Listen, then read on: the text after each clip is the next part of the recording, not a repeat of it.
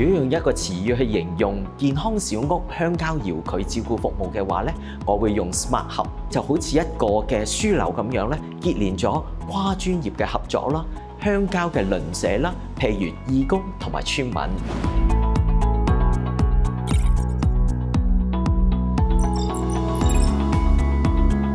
健康小屋鄉郊遙距照顧服務咧，係結合咗遙距醫療科技同埋物聯網嘅技術，將家庭醫學嘅服務咧帶入鄉郊嘅。譬如咧，啲長者咧外出覆診嘅時候咧，其實都遇到好多嘅困難嘅。我哋咧將而家覆診嘅時間咧，平均由4.7個鐘頭咧縮減到去半個鐘頭，免卻咗好多長者咧要舟車勞頓嘅一個情況。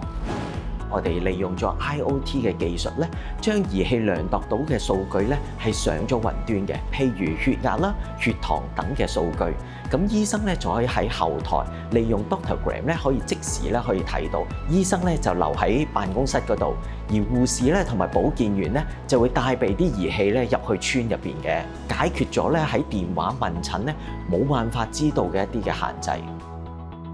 傳統嘅覆診嘅模式咧，個風險係好高嘅，咁所以咧喺疫情期間啦、鄉郊啦，或者係一啲嘅院舍咧，都爆發得好犀利，令到我哋咧真係去諗諗，遙距醫療呢個方式咧係咪一個比較好嘅安排？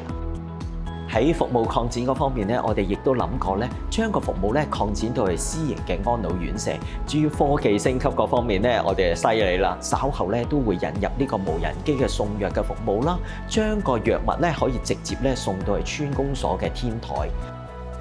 獲得認可之後咧，都有助咧我哋咧係將呢個模式咧係推廣到去其他地方。最後咧，我希望咧就係鼓勵科技界咧可以多啲同社福界啦，同埋醫療界去溝通，共同創造一啲落地嘅創新方案。